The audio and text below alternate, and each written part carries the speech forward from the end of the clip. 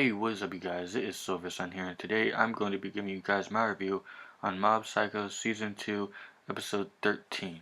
Alright, so the episode starts off directly where the last one left off, with Mob fighting the president of the Claw organization.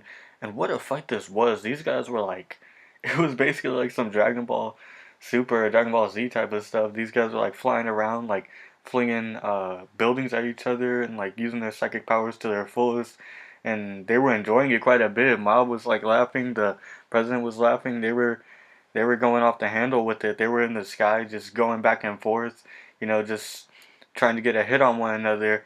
And then eventually, the president actually hits Mob so hard that he falls back down to earth, similar to his emotional state.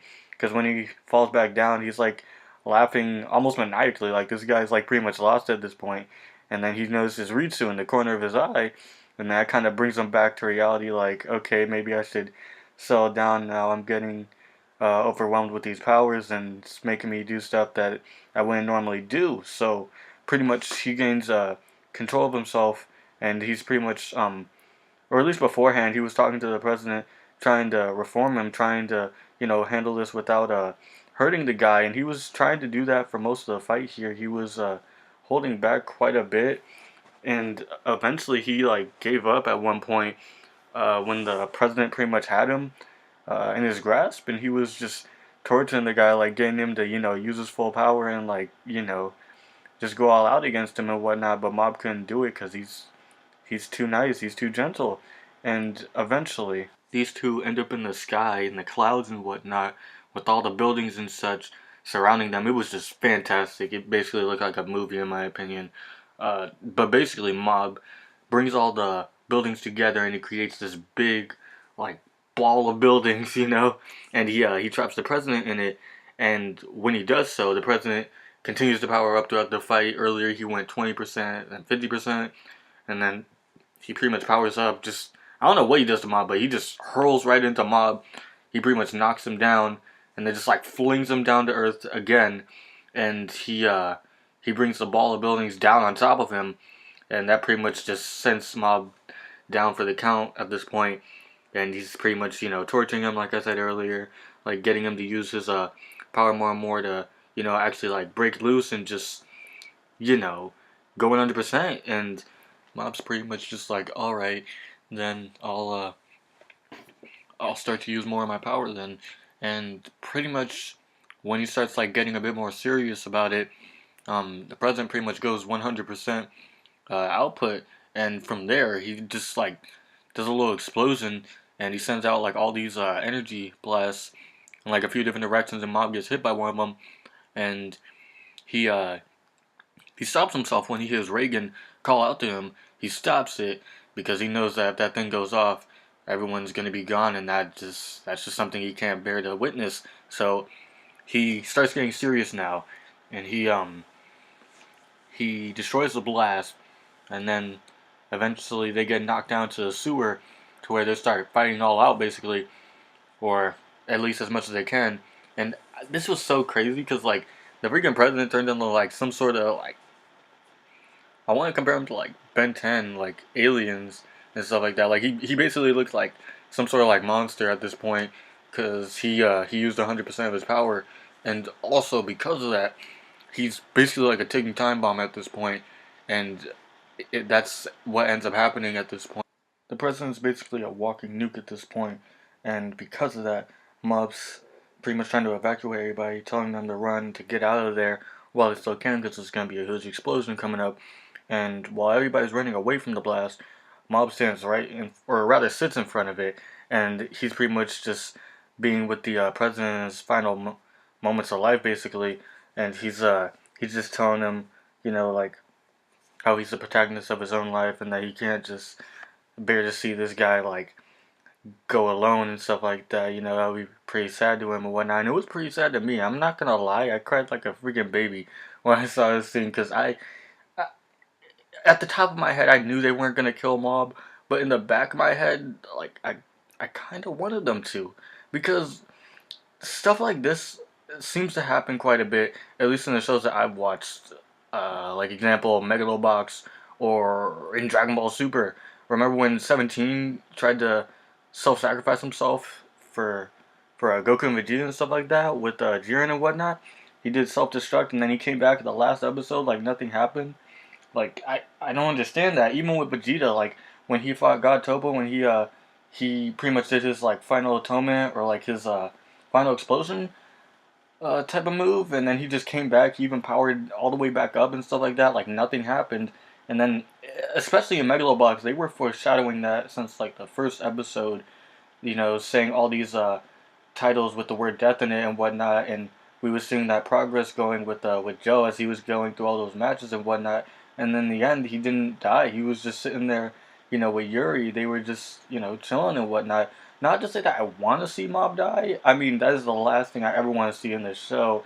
But I just feel like, for like a storytelling purpose or like just a show in general, like if you're gonna do something like that, like if you're gonna like set it up to where it seems like a character's gonna die or something crazy's gonna happen or whatever, and then you bait and switch just like that, especially when it's something so like inevitable. Like it seems like to me that there was no way out of this. This kid was like at point blank range in front of this bomb. Like there's like yeah, he was containing the blast inside of his shield and whatnot, but he was inside that shield himself. So if anybody was gonna die, it was gonna be those two. But they didn't. They both survived somehow. I don't think it was quite explained, but in any case, they survived it. And before the explosion actually went off, we got a little bit of backstory with the president and his family and whatnot. He had a wife that was quite similar to Mob. She was real nice and like sweet girl and stuff like that. But the president, being the guy that he is, was basically pulling a Jiren and saying like, "Oh, strength is absolute. Power means everything in this world and whatnot." And he was pretty much just using that to his advantage with the whole Claw organization. We should know this by now. He used his power to get to where he was, in the series and whatnot, to get to how high of a rank he was. And because of that, his wife left him, and pretty much Mob's trying to like stop the blast. He's trying to like absorb it and whatnot, but it's no use. And pretty much the explosion goes off, and everybody's just like standing around like wondering what happened, like is Mob all right and stuff like that. And they're looking for him in the rubble and whatnot. And this kid's basically not that beat up. Like he came out with like a hole in his chest, and that was because he had those broccoli seeds from episode one, I believe, of this season. I like that callback because I honestly forgot about that stuff. I didn't even remember that, and I'm actually surprised he still has it in there because like all the stuff he's been through this season, and he still had those little broccoli seeds in his pocket. You don't think they would have fallen out or something? Like I don't know. It's just odd to me. But in any case, the broccoli seeds pretty much when the explosion happened, it caused this big broccoli to to sprout up in the middle of the city, and everybody's just like taking pictures of it and watching it and whatnot. Subomi and like all the kids from school, the telepathy club, Tomain, everybody else, and they're pretty much just watching it. And as all that's going on, pretty much Reagan and Mob are setting up the new office after the Claw shenanigans was over and done with. Some of the fewer Claw members got to, you know, uh, put themselves back into society and whatnot and continue on with their lives and such. And it pretty much ended similar to the first season. Everything basically goes back to normal. I mean, now there's a big freaking broccoli in the middle of the city, so there's that. And we also got Serizawa, in the Spirits and Such counseling office, working under Mob. So that's really cool. To see him actually getting the guidance that he needs and such. It should make for an interesting trio now, because now before they were doing another trio, so that's pretty cool. But yeah, I think that's about it. I did see that there's an OVA scheduled later on this year supposedly, so that should be interesting. A new OVA. That should be really great to see. I hope that.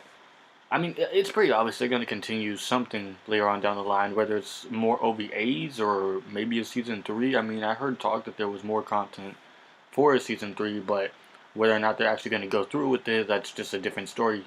But for what they've done so far, I really do have to, give a round of applause to Studio Bones for going in and, making this this show. Like it's a great adaptation in my opinion. I mean, I haven't read all the manga or anything like that, and I'm sure there's bits and pieces that they left out. But for what it is, I think it's a really great project that they've been working on. You can tell that they're real passionate about it. We got season one, an OVA, and then season two right here, and then another OVA. That's pretty great. I think it's was it 25 episodes and two OVAs basically. That's pretty good for a seasonal anime in my opinion. I mean, it's no Dragon Ball Super or anything like that, but obviously that was a weekly show, and we see how that turned out and whatnot. Some parts weren't as good as others, but I have to say this whole show as a whole is like the greatest in my opinion. You know, it's one of my favorites now.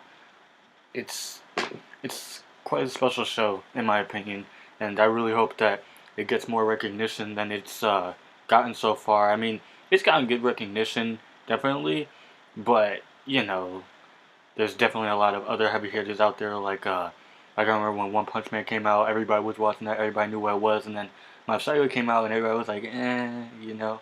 But honestly, in a way, I kind of feel like Mob Psycho is a bit better than One Punch Man, in my opinion. You know, just for a storytelling aspect. I mean, we have yet to see with season two. I believe that's coming out this month, so definitely stay tuned for reviews of that. You know, I'm sure that'll keep us busy before we get that OVA Mob Psycho 100. So until then, we can just watch One Punch Man season two. That should be interesting, and I'll definitely be getting more manga of this series and whatnot when it comes out available on English, and being able to see what was left out and what was added into the series and whatnot. That should be a good compare and contrast situation there. But until all that, that's pretty much it for this review, guys. Comment down below. Tell me what you guys thought. Did you guys think that they adapted this season two well enough, or do you think that they could have did a bit better in certain areas? Do you think they should have had more or less episodes? I couldn't imagine you guys choosing less, so I'm just gonna keep it at more episodes. And if so, how many episodes do you guys think they should have had? Like 15, 14? Like an extra episode or two or anything like that, or anything else of the sort. And yeah, so until the next one, guys, Silver Sun is out.